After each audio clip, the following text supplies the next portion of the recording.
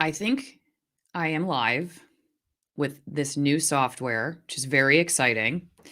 And I am waiting for Christian. He's running a tad late. So I figured we could all just get our coffee together or whatever you're drinking. And oh, and I can hear myself. Hang on. Okay. Working out the kinks. Working out the kinks. Yes. Bob Wildfish says typical 20-year-old shows up late. But you know what? Check that out, guys. Look at that. I just did that. I just made that appear. That's amazing. And you're right. However, I can't really blame Christian because I am twice his age and I'm always late to everything. So I don't know if it's a millennial thing. He's definitely not a millennial. I'm an old millennial. So how's everybody doing? This should be I think this is going to be a very interesting live stream. My tease here is that I will be showing you some leaked material from a major corporate newsroom and the training that they are doing right now that is going to relate to our conversation with Christian today. I'll be interested to hear what you guys think. This is one of the largest news ownership companies in the country. And it has a lot to do with, well, they call it the brave space, not the safe space anymore. Apparently that's the new terminology, is creating brave spaces. And really there's a lot of this sort of intersectionality, identity, identitarianism, that kind of stuff. I think, at least that's my read, woven into it. And I have a few slides that I grabbed that I'm going to talk to Christian about. And I think it'll be interesting to hear his thoughts. And the reason that I titled this the Silenced Voices is because I'm often picking people for this channel. Well, Christian reached out to me, and I'm glad he did, because I found his stuff to be really interesting. He's a 20-year-old college student in Macon, Georgia, which was my first TV market. And he has interviewed people already that it's just amazing. He's just started kind of putting himself out there, and he's already interviewed Marianne Williamson. He's interviewed Scott Baio, Charles in Charge. I'm sure he hates being called Charles in Charge. If I was known for one thing, though, that was that big, I wouldn't care if you called me Charles in Charge. You can call me Alison in Charge. You can call me whatever you want. If I get to be known for something and then retire and buy a house in Malibu, you know what? Call me whatever you want. In fact, let's make that happen. Let's start calling me something now and assume that it will eventually lead me to a horse farm in Malibu. Okay, so Lynn has entered the broadcast studio and he's telling me to unclick the Bob comment. And I did. It now says Popcorn Time by Cabin Fever. I will go through a few of these. Here we go. It's short for the stunning and brave space. Yeah, I don't know. Hi, Alison Morrow and all chat. Alison in Charge. You be the hero. Yeah. Is You Be the Hero going to be my new name? Well, the interesting thing about what we're going to be talking about today, and yes, producer is taking a nap currently. She got up at about 5:45 this morning.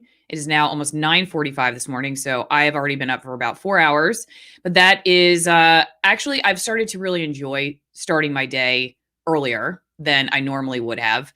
I do, however, miss getting 8 to 9 hours of sleep. I'm really somebody who needs a regular amount of sleep in order to stay focused and centered. How about you all? Jason asks, where's the cowboy hat? The cowboy hat is hanging on a chair in the hallway where it rests for special occasions. Airstream, Allison, that's another good one. That'll be the one channel of mine that doesn't get canceled from the internet. Hey, from Tampa. Howdy. I'm super excited to have somebody from Tampa in the chat. And did you know Tim Dillon? If you all are not familiar with Tim Dillon, awesome comedian. And Cody, he is going to be in Tampa soon. So you should go check out Tim Dillon. I don't know what his website is, but he's on YouTube. I'm sure it's pretty easy to find. He's on Patreon. Hilarious comedian, going to be doing live shows in Tampa coming up. Can't recommend enough. He actually interviewed Whitney Webb a couple times, so he has like legitimate journalists on his show. Maybe someday I'll get to be on a show. That would be amazing. So go check out his live show if you can. Steven says, I like the hair, I like the shirt. I was a little nervous about putting hot pink and blue together. I think I'm pulling them off pretty well. If you don't think I am, I don't care. But I will still show your comment, but I also will not change my outfit. The real bravery lies within all of us, and we need to break through the garbage and put an end to this. Yeah, you know, the thing is, I will say I struggle with this one a little bit. Because I don't like to be judgy of people who are in a position where they feel like they can't speak out. The concern of being fired, canceled, and feeding your family and having healthcare is a real concern. I do think there are things people can do to start making steps towards independence. Like one of the things we did, as many of you know, is we left the city. We live in a place now where we can live a lot more cheaply. And eventually, you know, we're hoping to build a homestead and all that stuff and have our own food and things like that. And taking actual real steps towards that, I think, does help in this fight towards freedom and maintaining our ability to speak with each other and to carve out a piece of liberty, I guess, in what is becoming more and more, definitely an ideologically oppressive atmosphere. But I also would never judge somebody who's in a position where they're just not ready to, they're just not ready to speak out, because I'm not going to be able to pay their bills. I don't know if you are. I don't know if you're going to be able to pay their child's healthcare. And it's a real problem that, you know, needs to be contended with. And so I've been in situations where I think it was a little too early for somebody like me. But you can do little things it doesn't mean you have to just like go have a YouTube channel. There are little things you can do. And I know people in the industry, in my old industry, TV news, I'm still in communication with. Obviously, I have these leaked documents. So it sounds a lot more Ed Snowden than it really is. But it is, I think, will be interesting for you all to see. And we're still waiting for Christian. You know, college students, I don't know. I don't get the sense Christian's the kind of guy who's hungover on a Saturday morning, but you just never know, right? And who can blame him? He's in college, but he's really smart. He's way smarter than I am. So anyway, this is all just to say I do have people that I'm still in touch with in the mainstream news industry who are getting braver and braver. Obviously, they're sending me stuff now. They're telling me, oh, I have the funniest thing to tell you all. I'm kind of torn whether I'm going to tell you this right now. Maybe I will. Okay. Cause you're watching the live stream, so you deserve to get this breaking news. I'm going to do a video about it later. My old company, I'd love to know what you guys think about this, cause I haven't really been able to dig up any science on this one. My old company is making reporters and photographers who are riding in the same vehicles with each other to have a shower curtain in between them. Okay. So, and this is a real thing. I've confirmed this in 2 separate markets, that they have to ride with a shower curtain between them. Now, the concern is, A, is that doing anything to prevent the spread of COVID? But B, how are you able to see the mirrors that you need to see in order to drive safely? Am I right? So what do you all think about that? To me, it's tragically hilarious. I do see Christian now. Christian, hang on one second. I don't know if you can hear me. I'm gonna private chat him real fast, and I'm gonna bring him in. What do you guys think about that?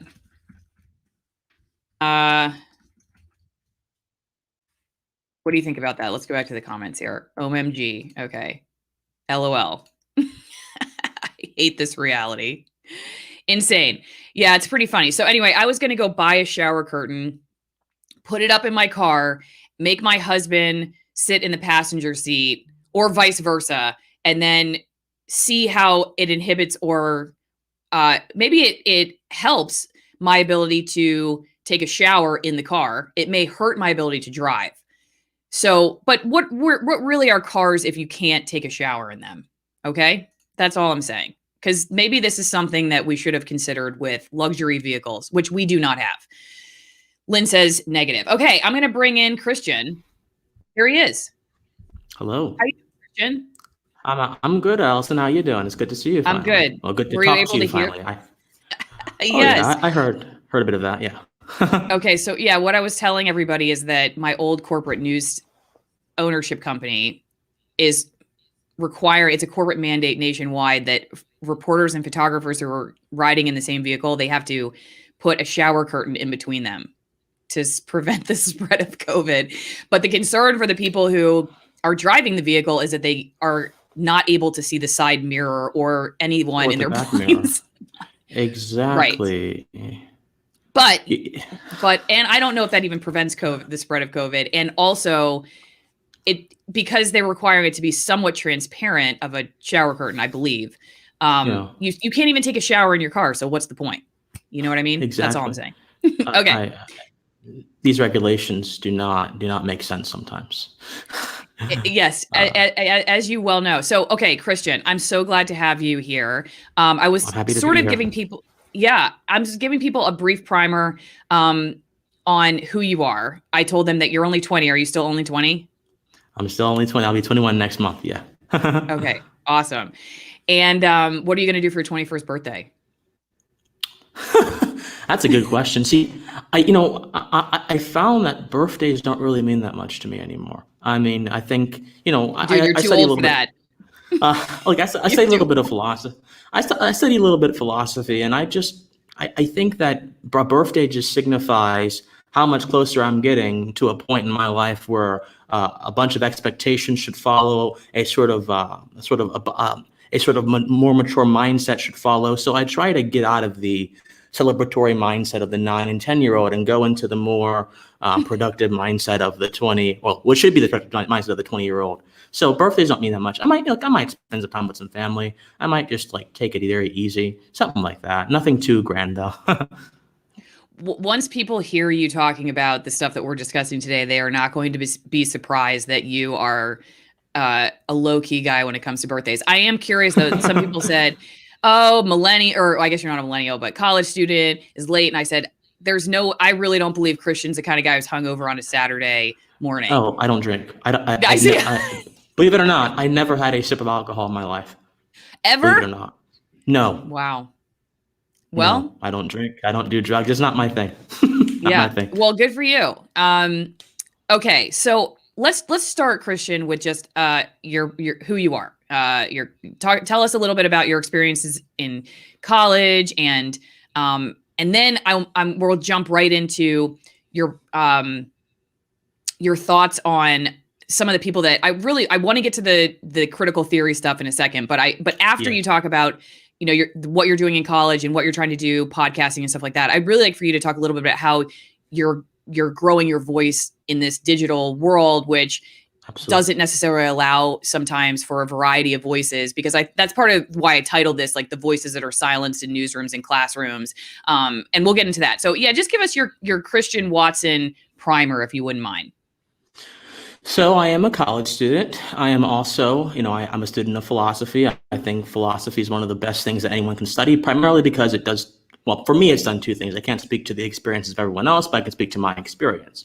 To me, it's done two things. Number one, it's given me a sort of introspective lens by which I can understand myself in relation to the world. And it's also allowed me to refine my thoughts to think on a much deeper level than is most commonly known to the contemporary political discourse and just to life in general. I think most people are not concerned with, really sitting down and wrestling with these sort of existential issues of life, which necessarily tie into the more quote unquote mundane issues of politics. A lot of folks simply want to, work or want to cultivate skills, work, have a family and do things. And that's all great stuff. I want to do that stuff eventually too. I want to have a family too. But I think sometimes the sort of expectations of society can weigh us down from being able to understand ourselves and the world on a much deeper and more profound level, which is why I decided, if I want to be able to do that, I can have the desire.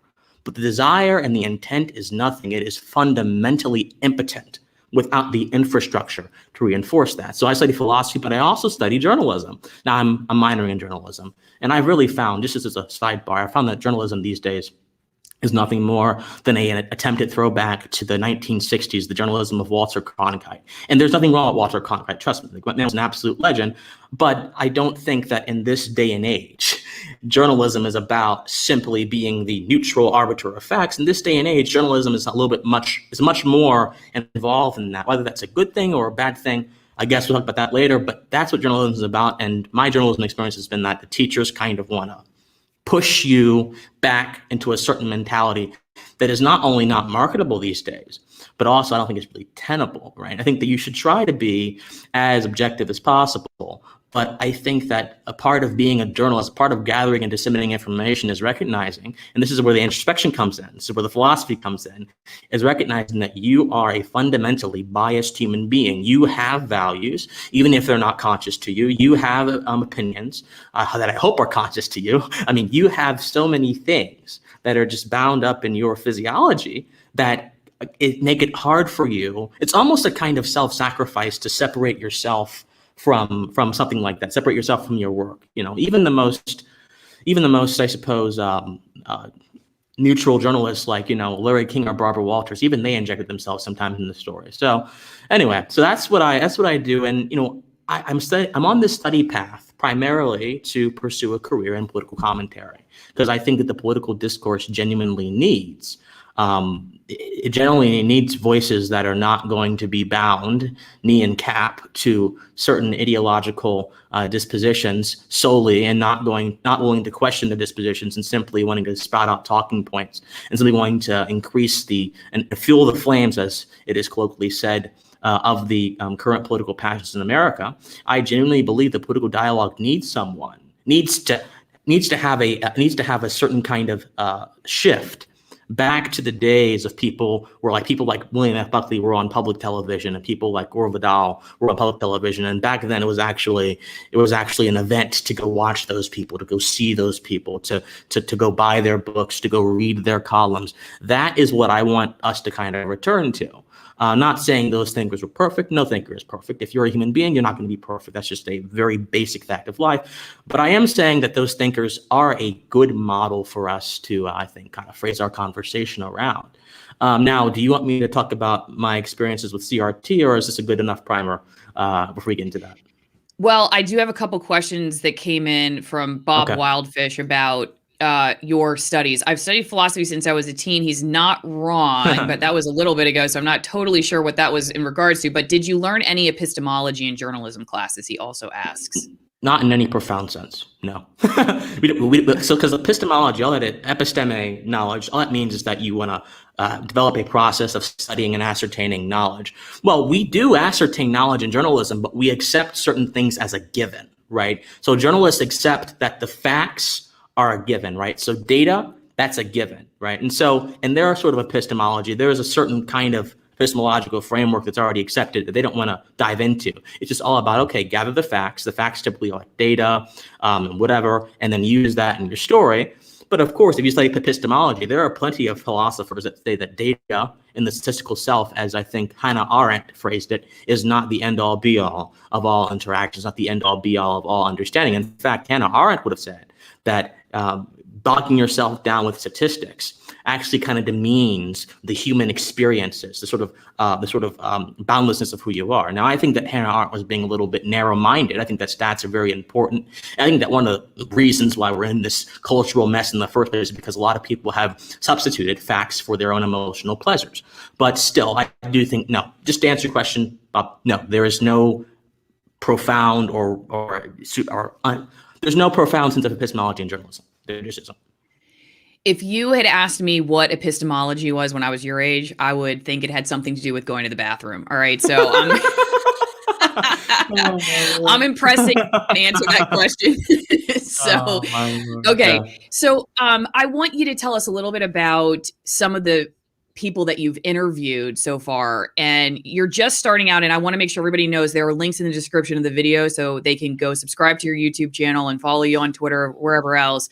You've talked to some people like Marianne Williamson, Scott Baio, two people who are very different. And I will say, I just finished watching your interview with Marianne Williamson. I really enjoyed it. I actually was very impressed, first off, that she agreed to the interview because she's just such a big name. Scott was the same way.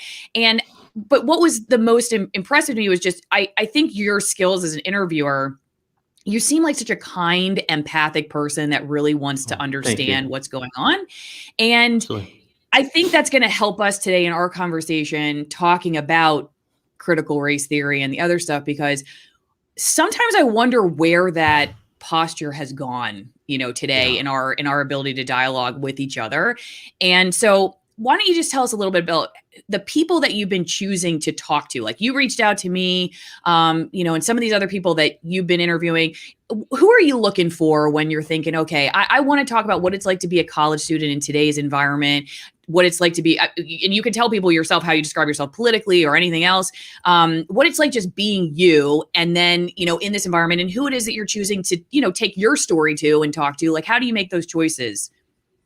So what I do is, first I have to see that there's like a common sort of method here. I have like a few steps I have to go through before I can get to the person who I think may be receptive to my story.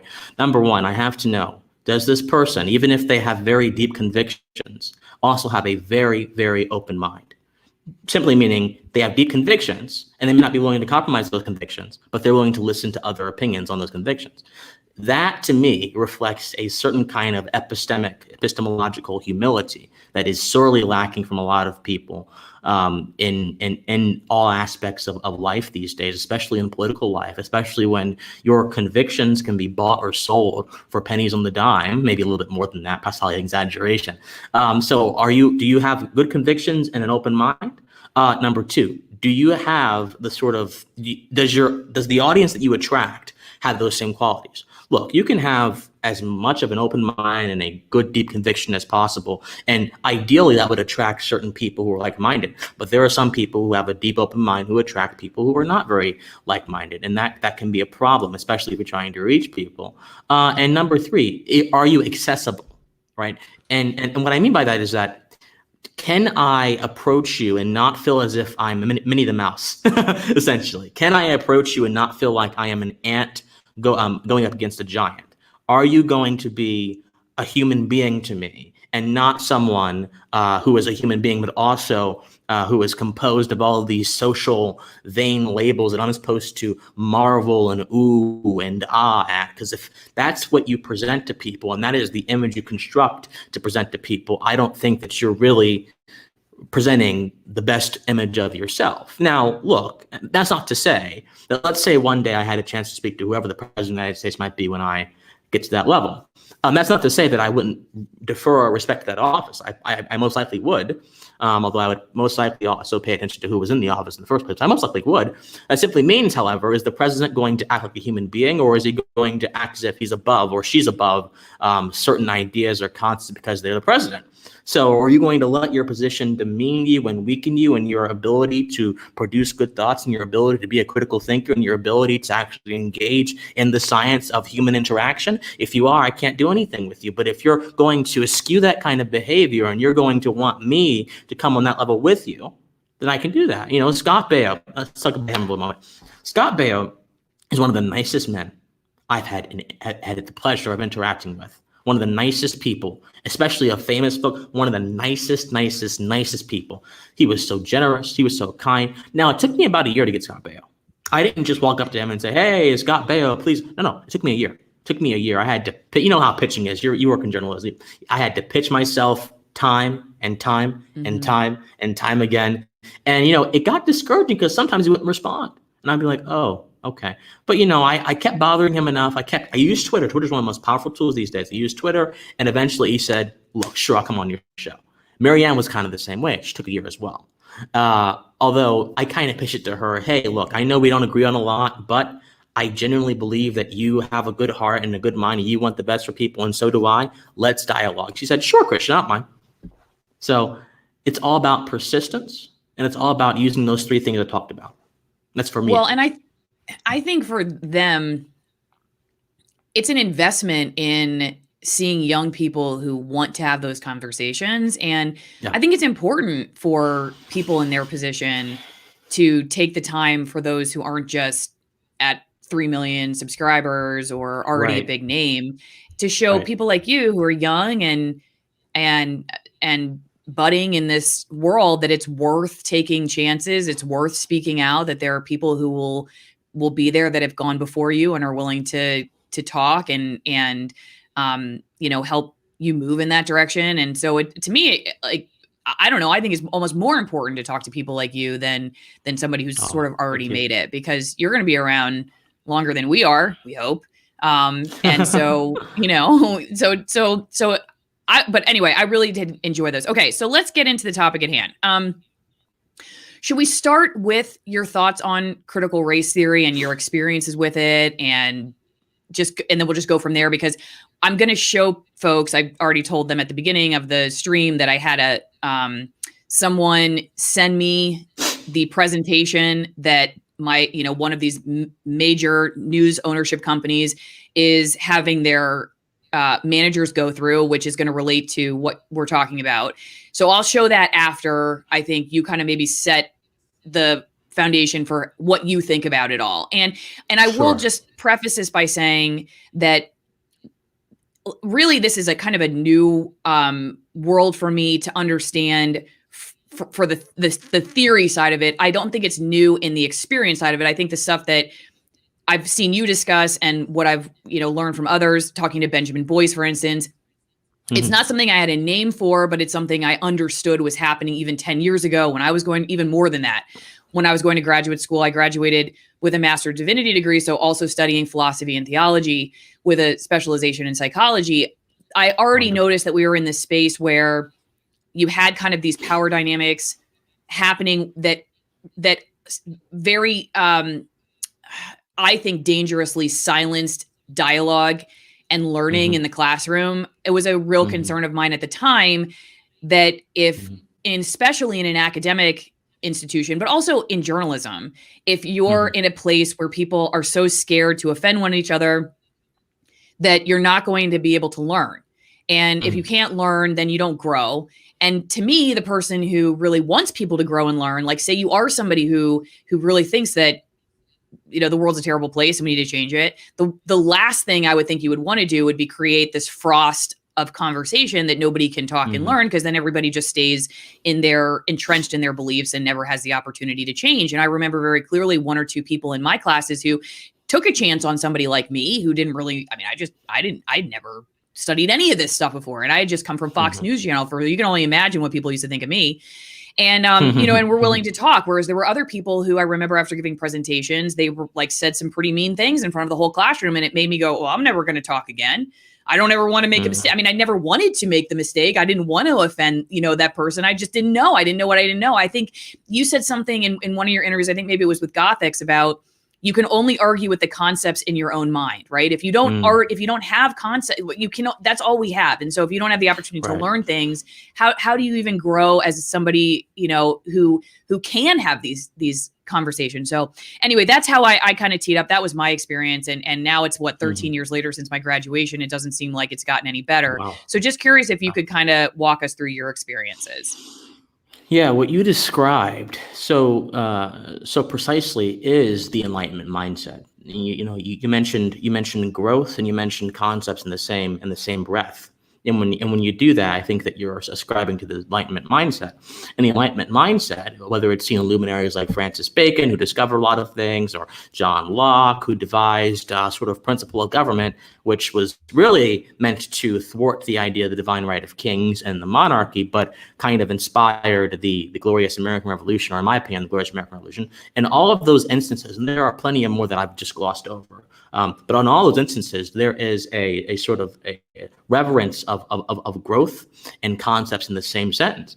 The problem with critical race theory is that it ultimately rejects the Enlightenment as racist, colonialist, bigot. Like for the critical race theorist, the Enlightenment is where every single aspect of marginalization that currently, in their opinion, attacks marginalized and oppressed classes comes from. That's where it comes from.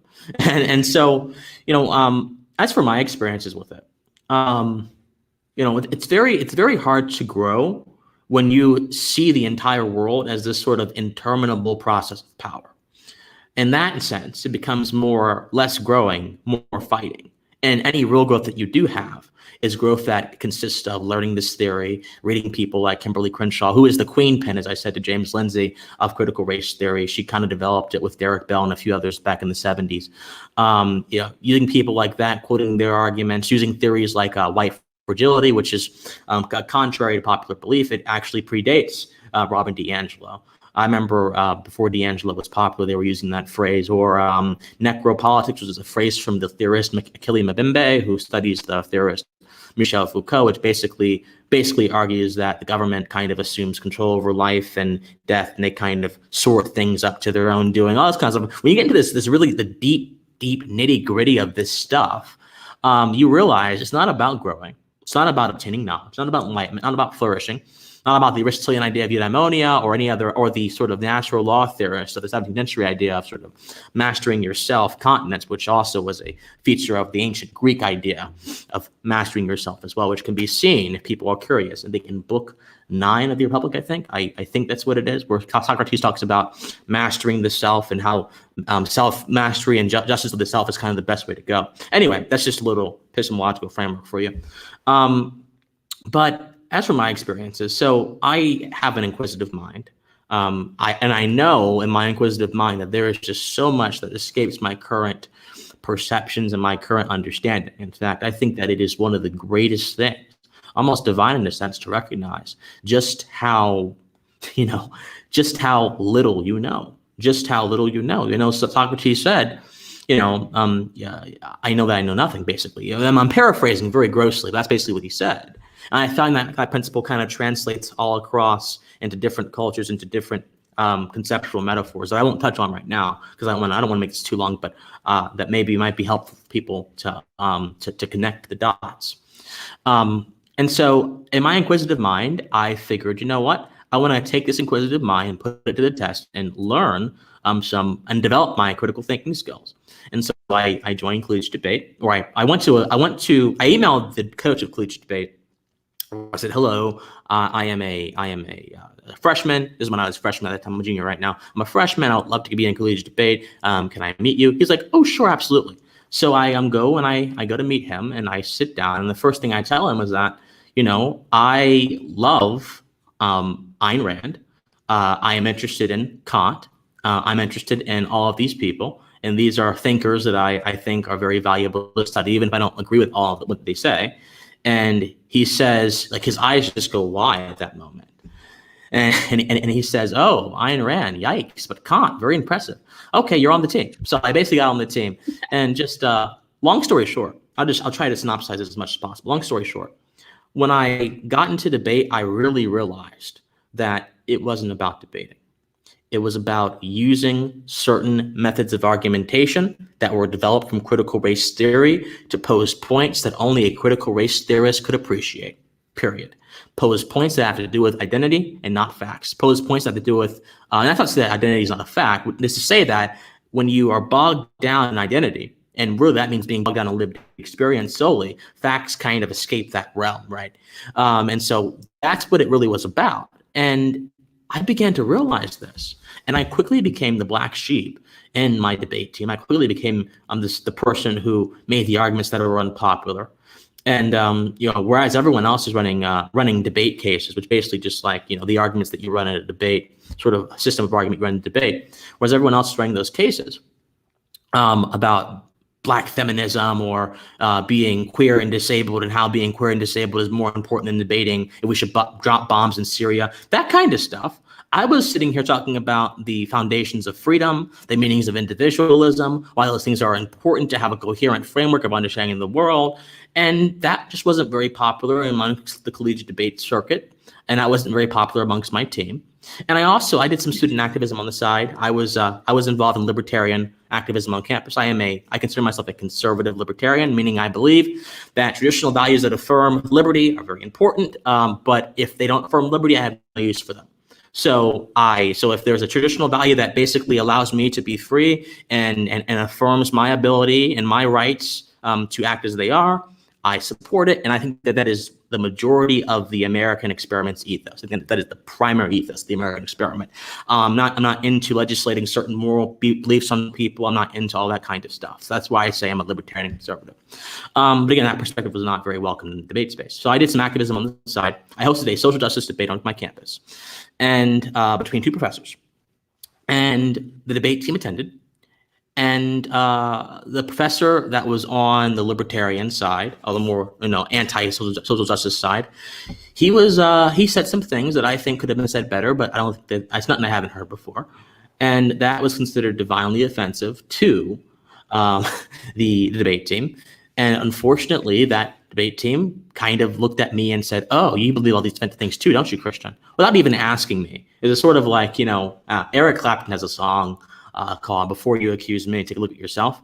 Well, I think Eric Clapton his advice would have been of very good merit to them, because they didn't even look at themselves. This is the problem. When you lack the Enlightenment mindset, when you lack the philosophy, introspection becomes very, very hard, especially when critical race theory kind of just goes outward and looks at how power dynamics and how privilege intersect and allegedly create the entire world that we live in. I mean, so when you lack the Enlightenment mindset, you kind of lack those things. So if I can just jump in for 1 second, one thing, sure. And you could help me flush this idea out, but one thing that I always sort of was confused by, and I understand what you're saying about going from, say, modernism to postmodernism, where you had one of the most interesting things that I remember learning in grad school about what Freud used to think was that when you had a therapy session with your psychoanalyst, that they could literally be a blank screen that you would project your issues onto, and they could just tell you objectively what's going on. And then, fast forward 100 years and people are like, there's no way a therapist just objectively tells you. Of course, they're a human being. They're stuck in their own space. They have their own experiences. Now we know a lot of therapists need therapy themselves, and maybe they went into the business because they have unresolved issues. Yeah. But the problem that I've seen with sort of the pendulum swing is we went from this place of thinking you could have absolute objectivity to this place of total subjectivity. And my question, I guess, with what you're naming here is that how can you trust anyone? Like, in other words, if I'm the person who says that you only say this because you're A, B, C, or D, but don't I realize that then I'm only saying this because I'm A, B, C, or D? So then it just feels like you just go round and round and round. There is no way to get out of the matrix to have any sense of what a truth would be above and beyond that identitarianism, I guess. So why should you believe anyone? That's what, and I know maybe I'm not wording this as esoterically as you would, but help me with that idea. Why would you listen to anyone in this space? In other words, why, if I can just basically boil down your thoughts to these, say immutable characteristics or whatever else, and say, well, I can write off what you're thinking because of course you think it because you're an A, B, or C. So I don't have to take you seriously, right? I don't take your ideas seriously. So why should anyone take my ideas seriously? Because I'm just an A, B, or C or whatever else. It just feels like you then opt yourself out of the system by the very criteria by which you have dismissed the other. I've never really quite understand where that circle ends. Am I making sense? Yeah, totally. I think that you're describing the quintessential problem with critical race theory, because they assign ideological beliefs and presuppositions to certain characteristics. So there's a good writer called Jonathan Church who writes for Ariel Magazine, Quillette, all these good publications. And Jonathan Church says that what critical theorists do, particularly Robin DiAngelo, what they do is they, for example, let's take an idea like whiteness, right? What they do is called a reification. So what reification simply means that you make something that is abstract more concrete. So they make the idea of whiteness, which is very abstract, very concrete, by filling it full of a bunch of presuppositions and definitions that relate to certain events in history that demonstrate oppression or power. That's what they do. And so for them, the circle never ends. Well, it can only end, I guess, by embracing anti-racism.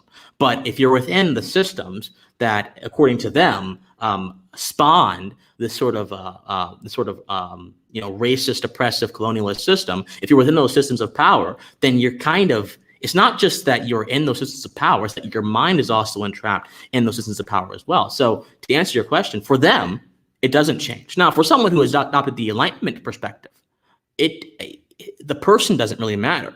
Well, we matter. We have value, but The person doesn't really matter in relation to their propositions. The propositions are what matter. And this is what Aristotelian logic understood. So a claim is meant to be understood as an objective fact, or as a fact or a idea and reality that you can look at and see if it is sustainable or not. So, for example, if I say, okay, the sky is blue. If I say the sky is blue, or if I define that that presupposition and say, okay, no, the sky is not blue. The sky in this area is blue or whatever. Can I actually discern that by actually empirically looking at that and then using my faculty of reason to process all the different colors and determine, hey, yeah, the sky is blue. Now, of course, if you get into more of the hairy epistemological theory, some people could say, well, how do you know the sky is blue? It could just be a reflection of your eyes. We're not going to touch onto that. But my point is this. If you have the Enlightenment mindset, it's very easy to fix the problem you're talking about because it's not about people. You don't ascribe these positions to people, or at least you shouldn't. You ascribe them to your ability to use reason in a way that is effective and that allows you to parse out some claims. To go back to the Enlightenment guys, so I'm sure, at least I heard this 13 years ago, 14 years ago. One of the reasons that the Enlightenment sucks is because it was all white guys, old white guys that were thinking of all this. So you're not white. I know, shocking to everybody that's watching this. What do people say about you then when you say these things? Like, how do they write you off? Dear. What are the terms that people use to say, okay, yeah, but Christian, whatever? Because they can't say that, right? They can't say what they would typically say about, Kant or whoever else. So tell me, what are the ways that people dismiss your ideas without actually engaging with them? Uncle Tom, Sambo, the C word. I can't say the C word because it's kind of a curse word, but I'm sure you guys can divine what that is. They just call me a bunch of things. And, someone actually said to me, they commented on my videos, like, Christian, why are you trying so hard to pimp yourself out for those white conservative dollars? And I'm like, I don't think I'm doing that at all. I'm not, I've never asked. Anyway, that thing was just so ridiculous prima facie that I was kind of shocked that someone actually took their brain power. So we human beings have some of the most largest and profound brain power of any creature on this earth. And the fact that someone took their brain power to compose such a ridiculous sentence to me just baffled me. But I get called all kind of things. And it's all an attempt to dismiss me. And it goes back to the critical race theory mindset of seeing all of reality composed by systems of power. And so if you can convince yourself that A, reality is composed of systems of power, B, there are people who are in systems of power who may be indoctrinated by that power, and then C, those systems of power have control over you, it seems to follow, all right, on a premise-wise, but I think it's obviously just factually incorrect. I think that if you actually look at their claims, you'll see that, yeah, it's very abstract stuff. It's very, out there, so that doesn't really make any sense because it doesn't really have any sort of traditional evidence to back it up. So, no, yeah, I get caught all kind of things, and it's all a product of the critical race theory nonsense. But it's okay. I take it in stride, man. Emerson said that there is nothing more sacred than the sanctity of man's own mind, and whoso would be a man must also be a nonconformist, and that the true mark of a man is he or she, well, I think she is implied in the word he, but is he who can compose himself in the midst of the crowd. So for Emerson, and a lot of people kind of get this wrong, people think that individualism means isolation. That's not what it means. Individualism means containing and holding on to your own values in a midst of people who may seek to change your values. That's primarily what it means. A little bit deeper than that, but that's primarily what it means, at least as Emerson thought it. And so that's the kind of principle I use to animate my action going forward. Well, as an individual, this is an interesting question. Bob asks, why are you going to college as opposed to self-study? You're more than smart enough to succeed on your own. Any effect college has to mold you is likely to be negative. No, I agree with Bob. I agree with Bob. Look, so I think college is a racketeering scheme. A racket. It's a racket, excuse me. It is an absolute racket. So colleges sell you this product, and it's for a highly inflated price, and it's inflated because the government subsidizes everything. And it just goes around in a circle, and students take out all this money because the government lets them take out all this money, but prices even more. Students have this large debt, and the debt bubble is about to burst. I think it's over like $1 trillion. I mean, college is an absolute, the value they're selling you is not equal to the value that you'll likely get in most circumstances when you leave the schoolhouse. It just isn't. Now, if you get everything paid for and you have a plan and you network and all that good stuff, you can make it, sure, good for you. But if I could do it over right now, I wouldn't have gone to college. I would have maybe gone to community college, and I would have just done self-study personally. And I do a lot of self-study already. So if I could do it over right now, I would just say, forget college. I have a lot of people urging me to go to graduate school. A lot of my professors are saying, go to graduate school. And I keep telling them, I want to be a political commentator. That does not necessitate graduate school. They're like, no, Christian, you need to go to a graduate program. I'm like, do you have money for me? He's like, well, we can find money. I'm like, I don't. No, you can't. I mean, do you understand how many PhDs or graduate degrees are over saturated in the market and how overinflated their value is? I don't want to go to graduate school. So I keep hearing that time and time again, but I'm not taking the bait. I'm gonna do this, and I'm happy with it. Well, and it protects their turf because they need more people to be doing it in order for them to have something of value, right? If all of us just jump ship and we're on YouTube or wherever else, then it discounts needing to be in the classroom. And what are these professors doing? I remember doing a video about a professor out at UCLA who says that any person who leaves mainstream news and starts doing independent journalism is a threat and a danger to journalism because we just have no rules out here.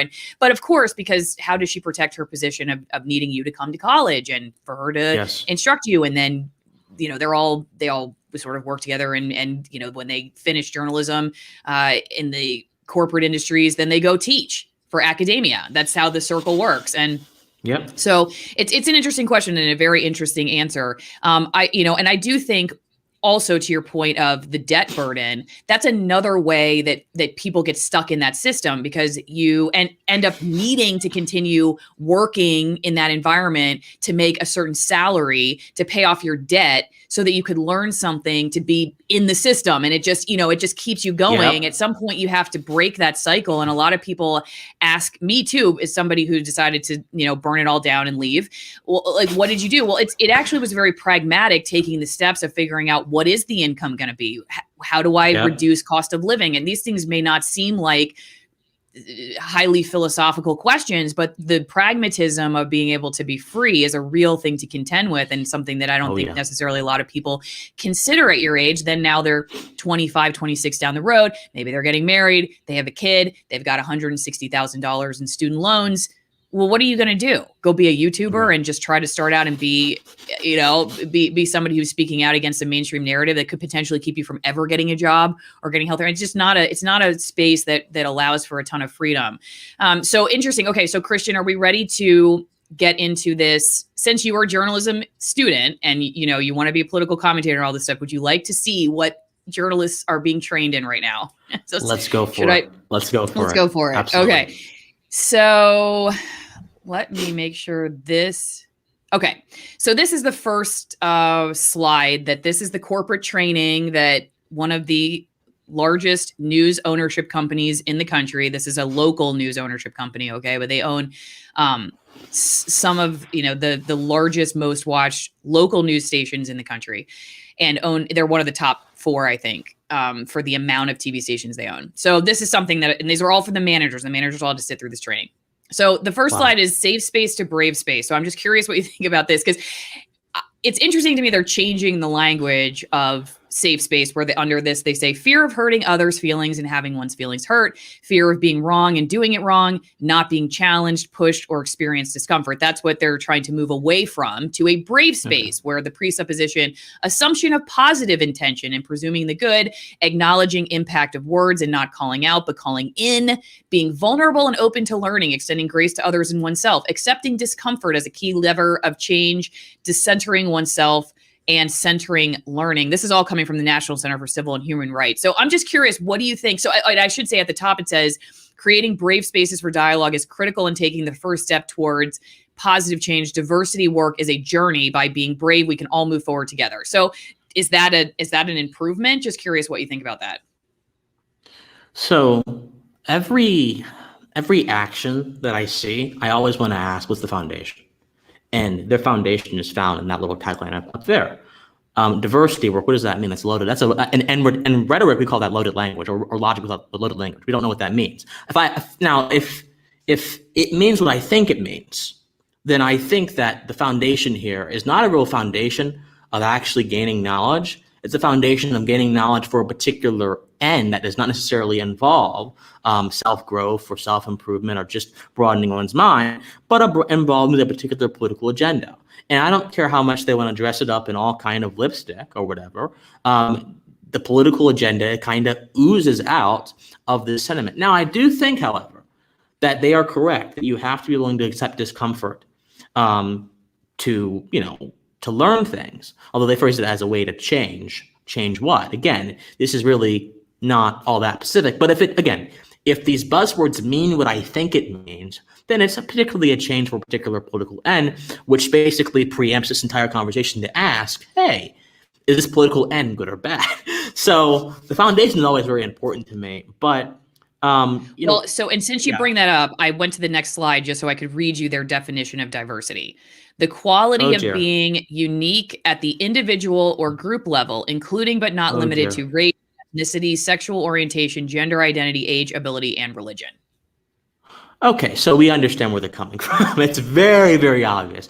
They're basically, because safe spaces are attached with such a negative connotation these days, and they're basically trying to say, okay, look, no safe space. But let's be brave only to be brave within these particular parameters. That's not brave.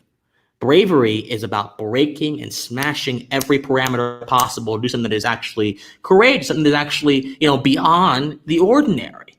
They're trying to basically take the ordinary, which is basically this particular political paradigm, ensnare people in this particular political paradigm, and then have them act within the paradigm with the illusion that they're actually doing something outside of the paradigm. So no, this is not at all anything brave. It's a revolution in the sense that a wheel revolves around its axis. That's all it is. It goes in a circle.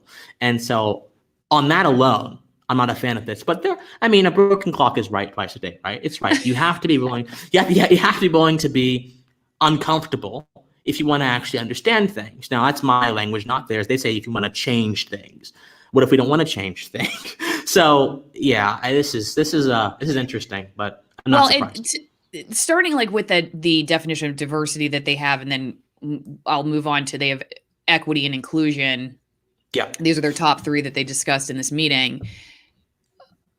When I hear you talk about what you're called for your thoughts, that doesn't sound like diversity and inclusion to me. And so that's why I question whether in these circles that's really what it's about, because if it were, then I don't know if we would have somebody like you who feels like, they can't speak up for fear of being called these terrible names.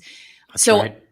I guess that's where I just get stuck with this. And I know that the people who are concerned about that kind of atmosphere in these newsrooms would say that, well, it's no surprise to them that the American public has grown to become so polarized. If when we're in these meetings where we're being trained how to talk with each other, so these are journalists right. who are then carrying this into an editorial meeting. Yep. What does it really mean to be diverse if it's these things that are these characteristics that may not have anything to do with the way you think? So you could have a newsroom of people that look very different, express their sexuality very differently, but they all think exactly the same. And then you bring somebody like yourself in, and now you're in HR, because of some of the things yep. that you've said. And so people aren't speaking up in editorial meetings, even though they may be thinking exactly what you're thinking. And it's expressed in the coverage, and then people are watching the coverage, and then it's expressed at their dinner table. So it just trickles down into this. So moving on to equity, they say that means the guarantee of fair treatment, access, and opportunity for all while striving to actively eliminate barriers for groups that are traditionally excluded. I'd like your thoughts on that, generally speaking, but I'm also curious, as somebody, again, studying journalism, wants to get into this world of commentary and what do you think about that, about not only the concept itself, but having news managers discussing this? what kind of I guess atmosphere do you think that creates in say, you know, your average corporate newsroom? Yeah, I mean, it's obviously, I mean, maybe I was mistaken. Look, I know that they teach me at my journalism school. It's kind of like a 1960s style of journalism. Maybe I was mistaken. Maybe this is like the kind of like the dominant idea in most newsrooms or in some newsrooms, because this has nothing to do with the news and everything to do with approaching the news from a particular ideological standpoint. And so I can imagine that if someone takes quarrel with the idea of phrasing opportunities on a group level, a sort of macro level, and instead of wanting to, you know, phrase opportunities as they should be phrased on a micro level, I can easily see how they could be called out for being against these kind of things, and they could be called bigoted. I mean, this is kind of what the critical race theory stuff does. It phrases everything as a power dynamic. And then if you are against what they're phrasing, if you're like against their prescriptions, they call you a part of that power system, and they call you all kind of names. The more popular one these days is like white supremacist. I mean, a lot of people, Dr. Cornel West said in The Guardian that, oh yeah, it's possible for a black person to be a white supremacist, to be controlled by whiteness, that this is a dominant view amongst these people. And so I can easily imagine the same kind of atmosphere that creates can be the same kind of atmosphere that this idea of equity, which looks at groups and not individuals, and it presumes that people's destinies are shaped by group circumstance, not individual circumstance. I can easily imagine that this creates a atmosphere that stifles any dissent to that narrative, and that's not a good thing for journalism. Okay, moving on to inclusion. Authentically bringing traditionally excluded individuals groups into activities, processes, and decision-making in a way that shares power and ensures equitable access to opportunities. What do you think about that? Again, I sound like a broken clock or a broken record, excuse me. But this is critical race theory, man. I'm sorry, but this is exactly what it is, man. Again, we see a very common characteristic in all these three definitions: group. Now, thankfully, diversity mentions individual, but it kind of buries that in the back end by pointing out all these arbitrary characteristics that have nothing to do inherently with my individual circumstances. And so, again, if you're looking at how can you be excluded on a group level, right? It's very hard to look at if someone's being excluded on a group level unless the object of exclusion particularly looks at their group. But typically, exclusion happens on an individual basis. So you have the ability to exclude me from your platform or to let me in your platform. You've chosen to let me in your platform. You're doing this on an individual level. Now, I will agree there have been times in American society where group exclusion did happen. Jim Crow is one of the examples of that. But again, this falls into the fallacy of not necessarily seeing the fact that just because someone is a part of a group that has been excluded does not mean they themselves have been excluded. I mean, there's a lot of variation here that is kind of being buried by this definition. So it's the same kind of stuff that. Yeah, and you have to ask, okay, if a traditionally excluded person or group is at this particular time and space exactly that, and so yes. Would it be fair? Curious, and then I wanted to ask you a couple questions that came in for you too. Would it be fair to say the conservative Trump supporter, Trump voter, in the last couple of years of news coverage could have been an excluded individual or group? Oh, yeah. Oh, of course. Absolutely. I mean, especially across a lot of the mainstream sources, MSNBC, CNN, especially CNN, or hell, even the more objective ones like ABC or CBS. Absolutely. I think that you've seen a lot of people who are hardcore, much less than CBS and ABC, but still there. I think you've seen a lot of people who are Trump supporters be excluded and deemed as radicals, as terrorists, as bigots, as all kind of things, and just overall denigrated by the intelligentsia, the media intelligentsia. I remember on Don Lemon's show, I forgot who this guy was, but he was basically mocking Southern rednecks apparently, and apparently that's only people who support Trump. And Don Lemon just like burst out laughing, and I'm just like, the pretension of these people to sit here and pretend as if people who may, again, when you think on a group mentality, you don't take into account the various individual circumstances that very very well may permeate certain individual decisions. To support Trump is an individual decision of which there are a multitude of causes, but of course the media has not been recognizing that over the past 4 years. Okay, so real fast, Bob Wildfish, as one human being to another, I love you, Christian. I wish you all the best. You have a very bright future ahead. And Daniel, when I hear those who accept or deny parts of critical race theory, I realize part of it boils to a fight between those who are pro-race and race neutral, and both sides look racist to each other. Do you agree, Christian? Yeah. Oh, yeah. And here's why I don't like the argument that critical race theory is racist. Because it kind of misses the point. I mean, I guess you could say that if you have a certain opinion, but it misses the point. Critical race theory redefines the idea of racism and then presents its own form of racism, own idea of racism to the public to consider. If you're saying that it's racist, you're going to talk right past them. You don't say that it's racist. You actually try to look at their claims and analyze them in a dispassionate way. Saying that is racist is not a really dispassionate way of analyzing things, in my opinion, unless you can legitimately prove to me that that is racist. But then again, definitions matter. So yes, both sides talk past each other a lot. I will never say that critical race theory is per se racist without actually defining and establishing a coherent definition of racism, of which I think one side has, the other side does not have. So why in the world, from a logistical standpoint, would you try just to mention your definition as being better than theirs if they're going to disagree with you anyway? That's not how you reach people. I think this is an interesting comment. MLK was not a threat to the establishment until he started speaking about class and wealth. Do you have any thoughts on that? So, look, I think a lot of people do like to sanitize MLK. You will hear people saying content of the character, color of skin, not color of skin. You'll hear that quote said ad nauseum by all kind of political opportunists and people who mean well as well. But MLK was in Memphis when he was shot for a labor strike, I believe. MLK said there was like the twin or the three evils, militarism, poverty, and something else. So racism, militarism, and poverty, I believe. MLK himself was very skeptical of the capitalistic experiment.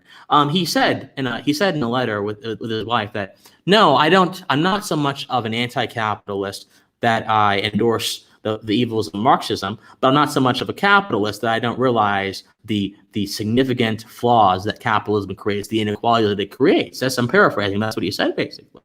So no, MLK was absolutely someone who I think one day would be on the progressive left. He had some socially conservative views, of course, because he was a pastor. But overall, his views on wealth and class were ideas that were unpopular. And whether you agree with them or not, I mean, I think that it's very important to understand MLK and his entirety and not just cherry pick parts that sound good to you. Yeah, that's it. No, that last part is, I think, yeah, it's really interesting. And we do that a lot with whatever it is we're talking about. We tend to, not necessarily share the comment that someone we really respect made that is not the point we want to make. But unfortunately, then that also, I think, oversimplifies who people are and then gets us to a point like where we're at today, where you have all these boxes, which brings us to our next slide. And I don't know if you can even see this, Christian, but I can, yeah. So it's like the wheel that I sent you yesterday, where it's like the middle is physical abilities, age, sexual orientation, identity, ethnicity, race, gender in the middle. And then on the outside, all these different things like socioeconomic status or education, creed, work background. And when I was watching the presentation, they said they put that stuff in the middle because that's legally protected category. But I guess this was how they were trying to help people understand the things that make up a human, I guess.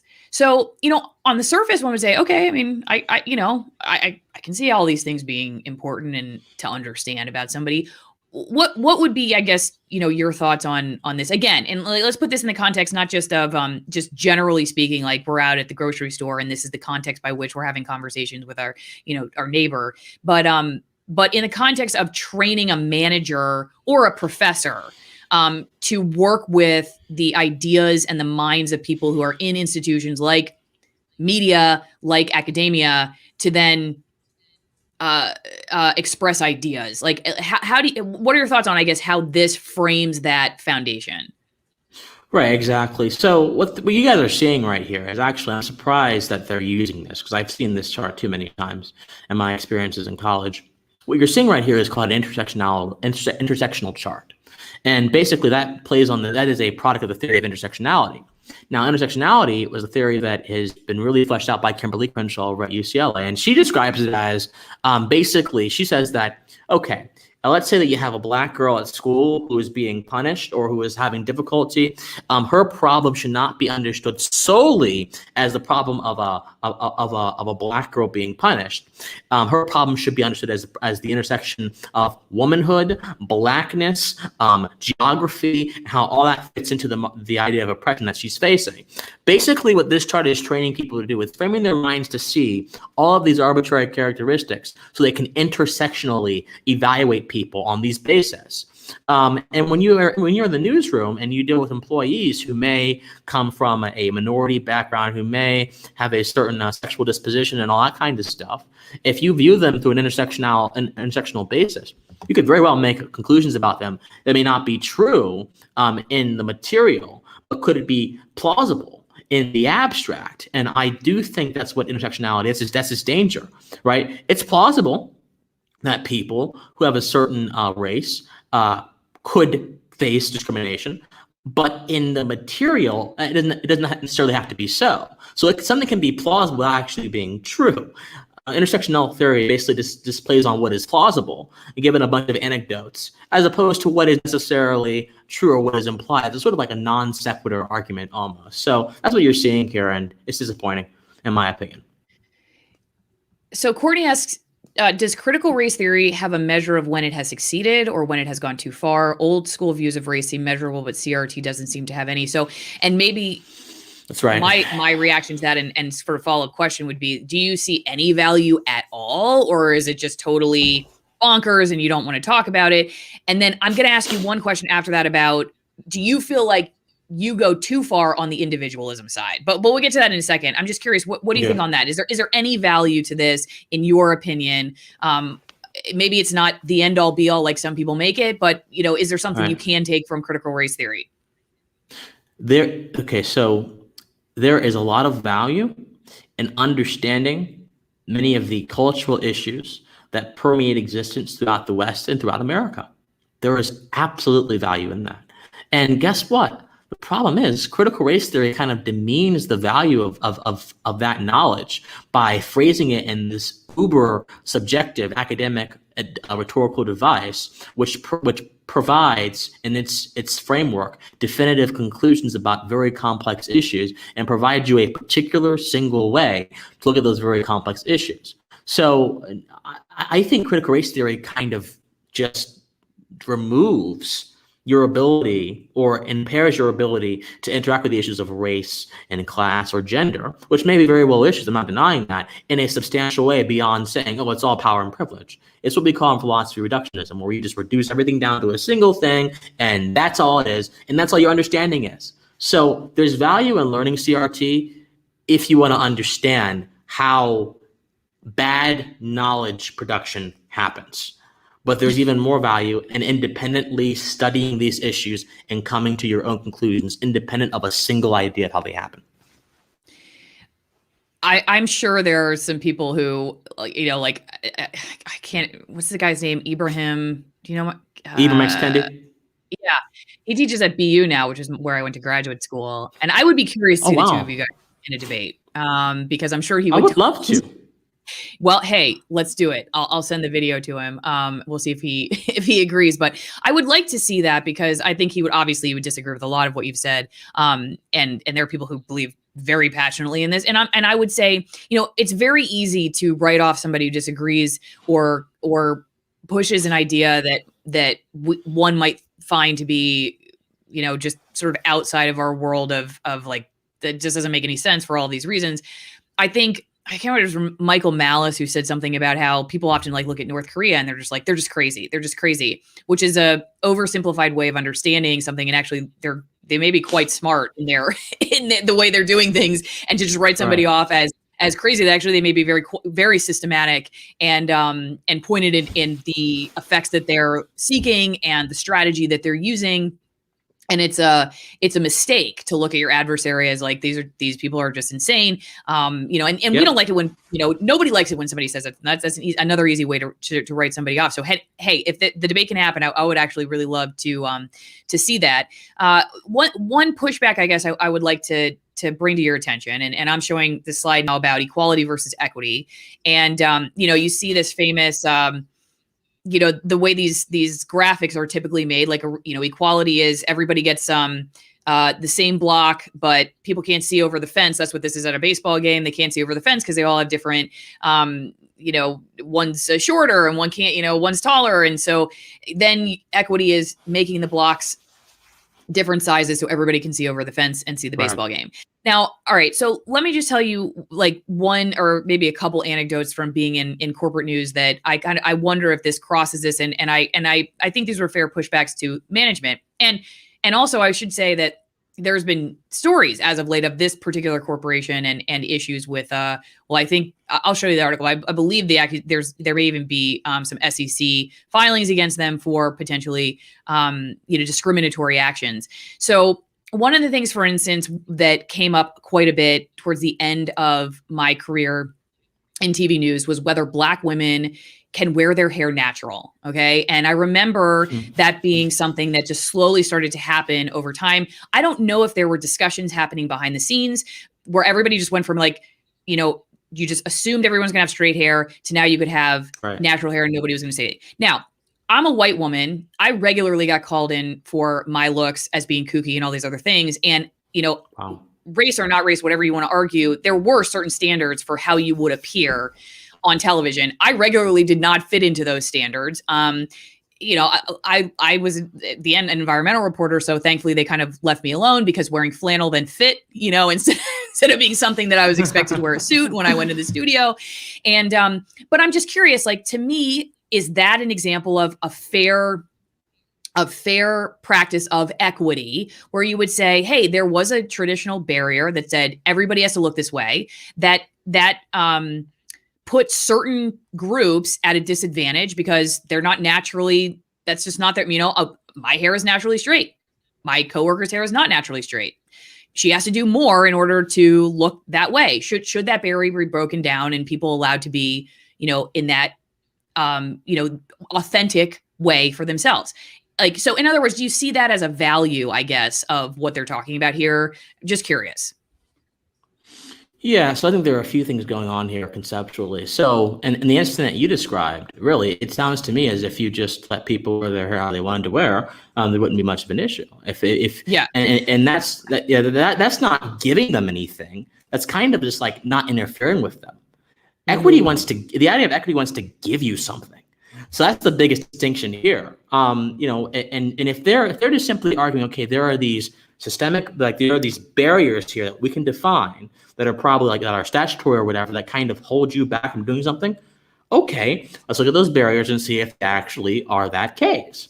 But what they're saying here, they're much more abstract than that. They're like, it's like a problem of scale. Okay, no. There are groups first. Then there are these barriers that traditionally held back these groups, and therefore we have to use these methods to ensure that these barriers are gone. And really, they don't even really understand that a barrier to a group, again, really doesn't make much conceptual sense to me unless it's in a very particular circumstance, number one. And number two, it's assuming that you should allocate opportunities to people on the basis of something that they may not have experienced in the first place, which doesn't really sound like a just distribution of equity, if you want to use their term. So I just don't see how it is feasible on a practical level, or how it is even really moral, other than by not interfering in people's choices. If people want to wear their hair a certain way in a certain business or whatever, I guess that the business has a right to have beauty requirements or whatever, but hey, that's fine with me. If they want to do that, just don't interfere. And if that breaks the barrier, great for that. Let people decide on their own and we'll see what happens. That's what I say. Well, Evie Butterfly says, I think Seattle would be better if the people dressed like Dr. Seuss characters and painted the buildings more colorful to combat the gray. Well, good idea. I've never been to Seattle before. I've heard things. Oh, you haven't? Oh, well, I'll show you around if you're ever out this way. Absolutely, I'd love to come out. Yeah. Yeah. Well, they, I hate to burst everyone's bubble, but they do sometimes already dress like Dr. Seuss characters in Seattle. In fact, Really? one of my, in fact, let me see if I can pull this up here. One of my first stories, well, not first, but towards the beginning, before I was specializing in environmental journalism, was about Phoenix Jones. Are you familiar with him? No. Okay. He is, okay, this will be good. Hang on a second.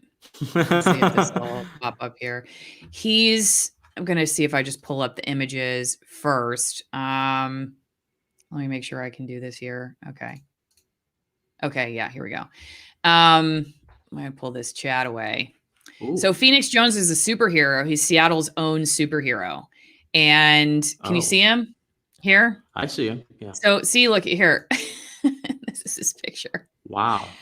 Yeah, wow. And so they would actually patrol Seattle, he and his superhero, Rain City superhero movement. And they were kind of like crime vigilantes. People felt like the Seattle Police Department wasn't doing enough. And, you can blame the government, not necessarily the police perhaps for that. But other, of course, they were under some scrutiny for Department of Justice and investigations and whatnot. And I'm sure there's for sure fair pushback on the police department, but they decided to then go patrol themselves. They got themselves into a little bit of hot water. Anyway, I got to interview Phoenix. I have a picture of him. It would take me too long to find it, but yeah, so that is not abnormal in Seattle. I guess my point is that if you think people aren't already dressing and with real purpose, not even just to be weird, just actually they are superheroes. So, hey, look, I mean, I remember when CHOP happened, the autonomous. the CHOP. Yeah. I remember when that happened, and that kind of made me question the integrity of almost every elected official in that city for allowing that to go on for as long as it did. Well, it's really funny because in the video I did about what it was like covering Antifa, I showed an article written almost a decade ago, a couple mayors prior, who had declared a state of emergency over flagpoles being used as potential weapons. And then you fast forward, 8 years, and there's a takeover of the city, of multiple blocks of the city, and then nothing happens, so it's like, what happened in Seattle? It's just amazing how quickly things deteriorated in the city of Seattle when it comes to law enforcement. I interviewed a coworker of mine, a former coworker of mine who lived in that area for my channel, when it was happening, just talking about what it was like living in that. And this guy's a really progressive guy. I mean, if you live in Capitol Hill, you live there because you like weirdness and just people who just they're kind of like your typical Seattleite. Like, you like that, and you don't mind traffic and being burdened by things like lines and noise and stuff like that. But even those people were done with the jazz CHOP. They were over it by the time, because everybody has their limit on being able to get their car out of a parking garage, being able to walk to their place, not having standoffs with the police right outside their window, tear gas coming through the screens.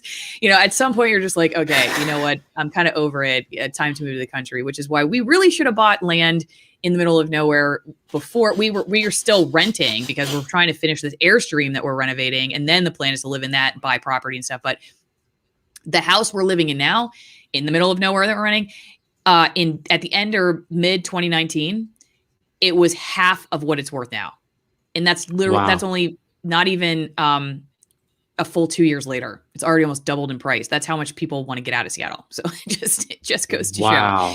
So I can imagine. Christian, is there anything that we did not talk about that you think would be interesting for people to hear about you and your experiences and, related to, I guess, big picture topic? And again, kind of what I titled this video is, I'm really interested in hearing from people who I think are often excluded from conversations in, say, mainstream news, which is my background, or in academics, and not whether I agree or disagree with them doesn't even really matter. I'm interested in the voices that are not getting any, or a lot of opportunity, because to me, it gives us a false sense of what's really happening there. Like, and then we're just shocked one day. Like that's what I saw among journalists when Trump was elected, was just this bewilderment and shock that this could actually happen. Well, not if you were paying attention. And I think part of the problem is that they're all kind of in their own circles, reading the same people, watching the same people, listening to the same people. And it wasn't really even for myself. I mean, I was subjected to really that, because I wasn't seeking necessarily new media when I got onto YouTube and I started following people on YouTube and podcasts and stuff. That's when I started to understand, oh, there are people out here that do not fit these boxes. It's not just like all white people think this, all women think this, all black people think this, whatever, and it's stupid to even that it makes me sad that there was even a time in my life where I was like, that was just probably in the back of my mind, like,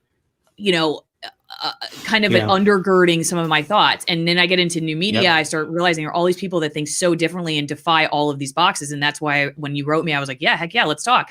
It's just, I guess any thoughts on that for people as they're kind of sifting through this culture that we're in now?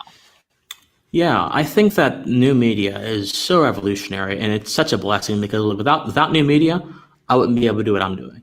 Without new media, I would probably be on my way to work for a dying newspaper industry that really has I don't even know what that is basically on the precipice of falling whenever something major happens. I mean, a lot of newspapers had to get rid of their sports columnists because during COVID there were no sports, and basically that industry of workers are basically out of work still. Or I guess some of them will come back on when more sports happen. I don't know, or maybe they'll never come back on. Maybe that'll just be a permanent part. So I mean, if new media didn't exist, I wouldn't be able to do this. It would be a long time before I could even become a political commentator.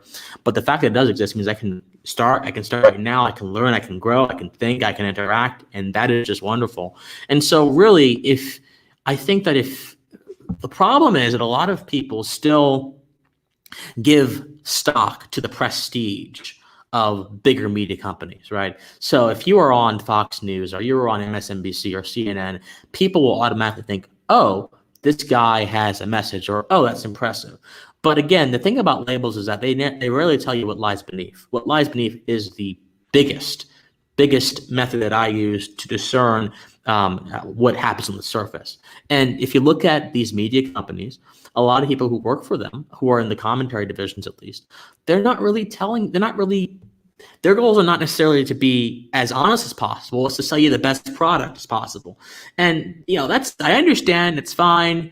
And I guess in a way I'm selling a product too, but I'm selling a product of honesty, or at least I hope I am. I know there are times when I mess up or I make mistakes, and I expect to be readily corrected for those mistakes. But I don't have a producer barking in my ear saying, oh, Christian, you sound too much like a professor. Oh, Christian, no one knows about philosophy. I don't have that crap.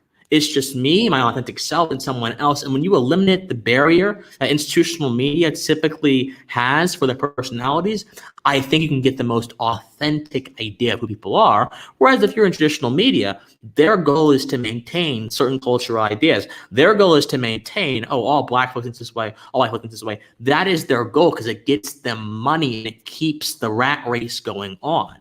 So I would just advise, look, challenge yourself. There are a infinitude of voices on YouTube, a multitude, and just go challenge yourself. Listen to people who you agree with, who you disagree with. Just go and challenge yourself and disabuse yourself of any preconception that you got from the media or from a media personality, because more often than not, it's not true. And if there are people that want to actually get involved in this world, this new media world, I would encourage them, if you have a good voice and you're willing to be consistent about this, and you're willing to be honest with yourself and other people, go for it. I'm trying to make this my career. I do a video every single day. I have that, and I have a podcast called Pensive Politics. I do a Pensive Politics podcast every Monday, Wednesday, Friday, and an interview on Sunday. So I'm doing videos every day on my channel. I'm doing a podcast like 4 days a week. And so, but because I really want this, and there's no barrier except, how many people listen to me, that stops me. And so it's just really a wonderful, wonderful thing.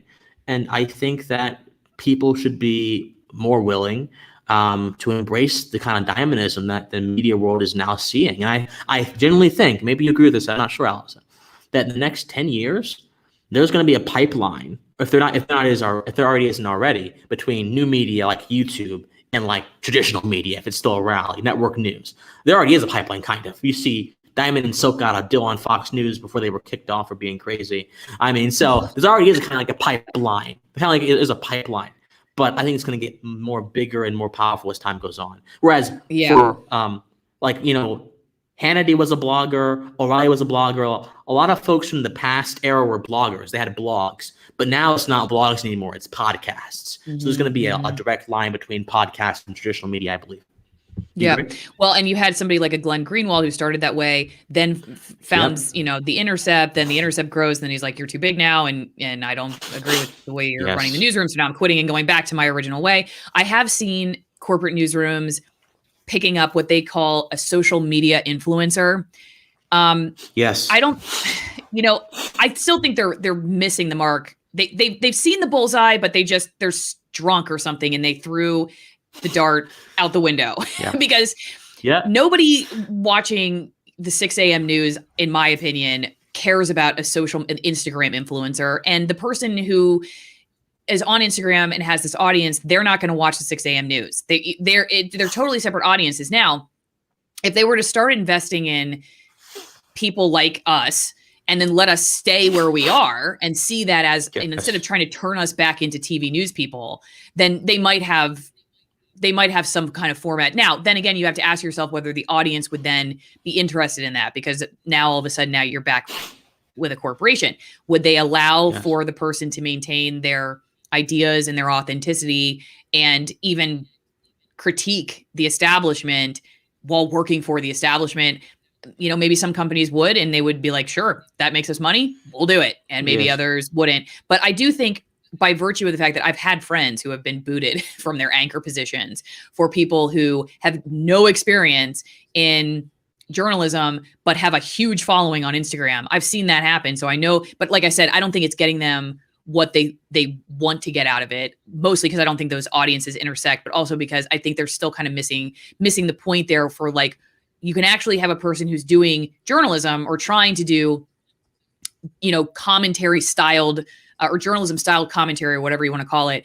And that could be somebody that would be valuable. But like one of my ideas that I pitched to them when I decided to quit, before I decided to quit, was basically doing this. And they just didn't see the value in it, which is fine because now I own it all. So, right. It doesn't matter. Yes. Well, so one last quick thing to close. I'd like to ask you about is to go back to kind of the, you know, these polls of communal identity versus individualism that you're talking about. So on your Twitter, I have here somebody, I don't know who it was, his son, right? If Christian is really trying to be a public intellectual, he's off to a horrible start and doing his philosophy department a disservice. He can't even recognize that the individual cannot be completely divorced from the social, as it more often than not is in between the individual and the social. These facts are things you should be getting out of your philosophy classes. I think you're more fighting the ideas being taught rather than learning what your own philosophy is and which thinkers it aligns with. But that's what right-wing people do there. Is it eisegetical rather than being exegetical? And your response was, this isn't the first time I've got the Christian isn't doing philosophy right speech. It is really upsetting. The philosophy community needs to overcome its condescension and realize that not everyone wants to teach 3-hour lectures. Some of us want to reach the public. I will say, in your defense, having studied philosophy and theology, that you're right. They are some of the biggest a-holes that you could have coffee with. So, and honestly, I sometimes like, they can be the most unoriginal people too, because are often hiding behind the theories of other people and never sticking their necks out in any kind of individuality whatsoever, which maybe that is why they like the communal way of looking at things. I don't know. But if you can quote Foucault all day, you never have to have an individual idea. Exactly. So anyway, just curious, if somebody pushes back and says to you, like, we can't, you're going back to a place, like, is there a happy medium between modernism and postmodernism ultimately? Is there a happy medium between community and individual? And what do you think that would be? I mean, this is the issue of balance. This is an issue that's been happening since the beginning of, since Aristotle, wrote the Ethics and the Politics. And really, I think that this should not be understood as an issue of balance, but subjugation, right? So my individualism, my individual being comes first. And roped into that category are people who I care about, my family, my friends, my acquaintances. Those all come first. But for those things to be serviced, I have to exist. I have to be okay. I have to be sane. I have to be composed. If I am fractured or split apart or whatever and divided between too many things and I don't value myself enough, there's nothing for me to offer. So even from the communitarian standpoint, if I am not the fully self-affirming individual that I need to be to exist, I can't give the community anything. So there's me first, and my family, my friends, and then second, there are the people who are outside of that. And I don't consider myself in such a way that I would want to disrupt or hurt or interrupt the lives of other people who are in the community. In fact, understanding my individuality gives me cause not to do that, because I understand that individuals have certain rights that you cannot violate, in my paradigm at least. And so that's where I consider the community. The community's goal is to interact with me in whatever manner that I solicit them to interact with me in, if they want to.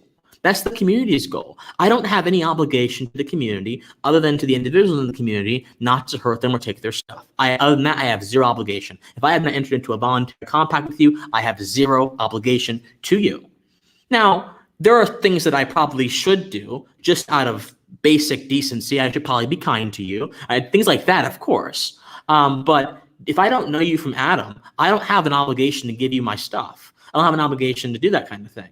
Now, look, that's not to say you shouldn't help people. I'm not saying that. I'm just saying on a philosophical level, that's where the deal is, in my opinion. So I don't think there's really a happy medium. There should be a ranked hierarchical understanding of these things.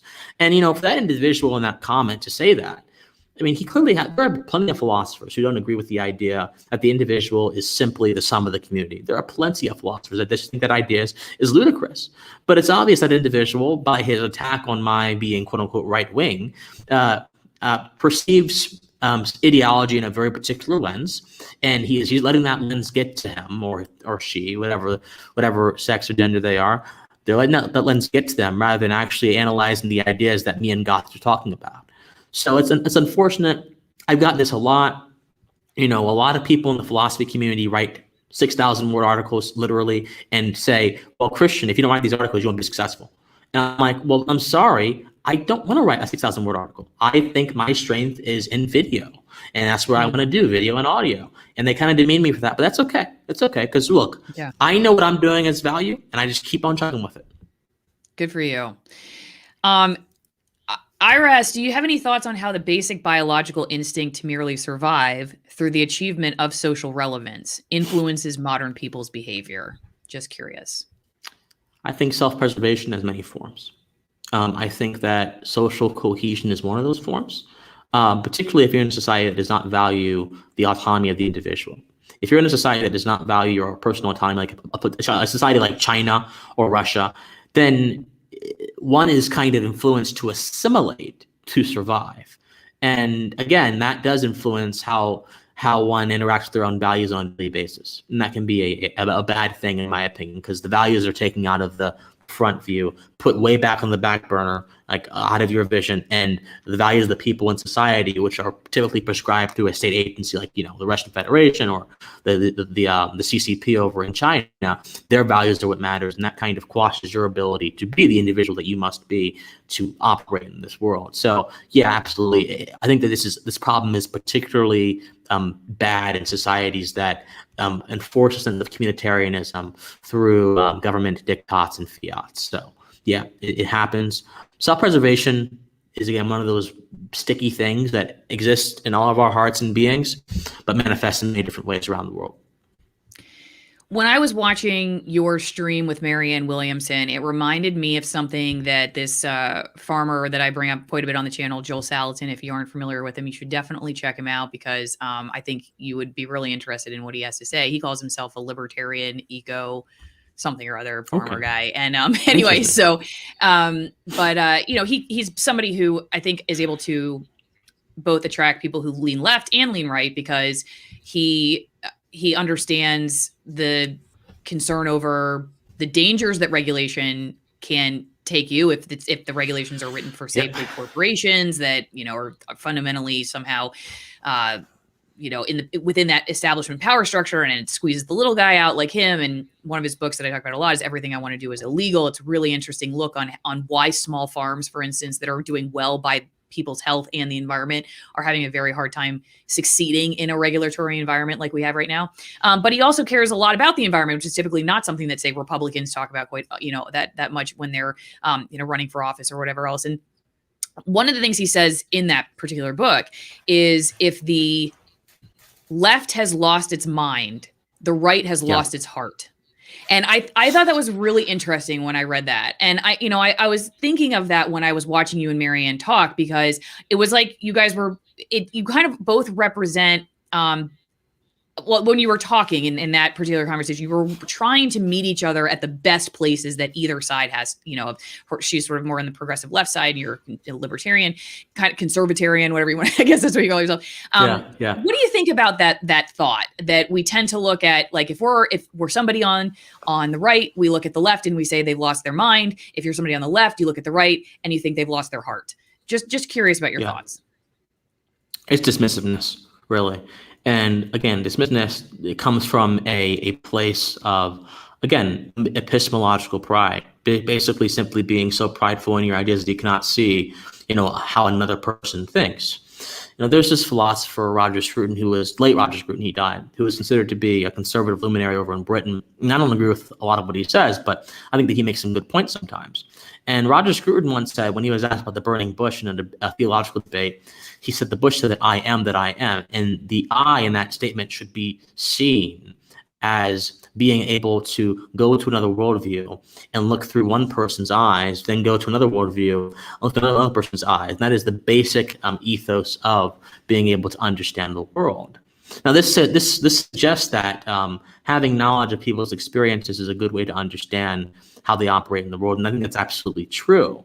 And I think that the experience of a progressive and a conservative, typically you can assume they're going to be quite different in how they exercise their views, and in that instance, and how they exercise their scorn for each other.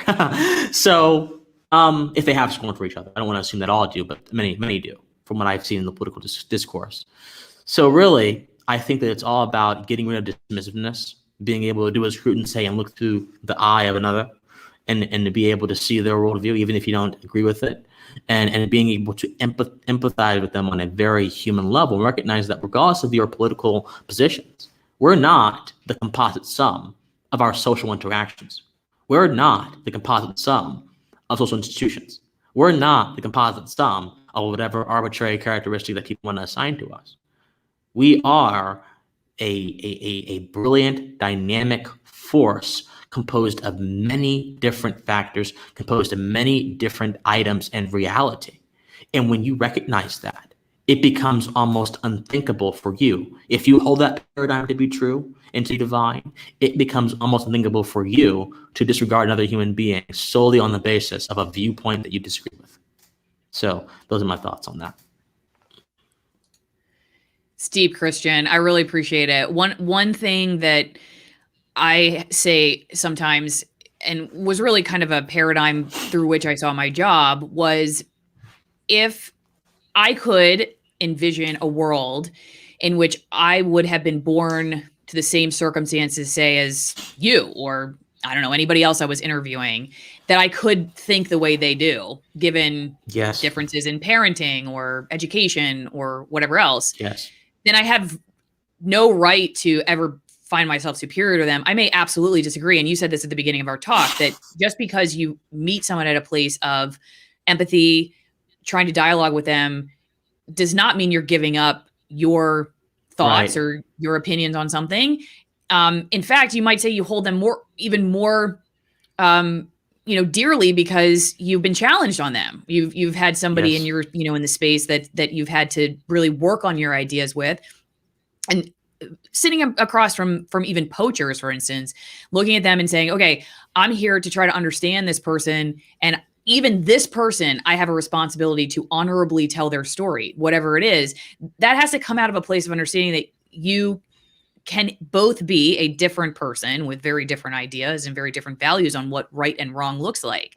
But you can't look at another human being if you would admit that, hey, if I was born into that guy's family and I had the same experience as him, I could have done exactly the same thing. And anyone who's willing to be honest with themselves would have to answer yes, that's possible. Then we really have no right to walk around morally superior to anyone, because so much of what we were given in life was not something we necessarily chose. Now, a lot of it we did choose later in life. Maybe we did choose it. Yes. But a lot of, the early stuff was just like, I didn't choose my parents. I didn't, all that stuff started me on this. And what I did with it does matter, but I have to at least be intellectually honest enough to admit that, it's possible I could have become just like you or somebody else that thinks totally different. And so having those conversations without it being like kind of a top-down model where I'm like, well, I would never think like this person. What, are you sure if you were born like them? So I think it's really important what you're saying. I did see a couple of things come through here that I wanted to ask you about. Awesome.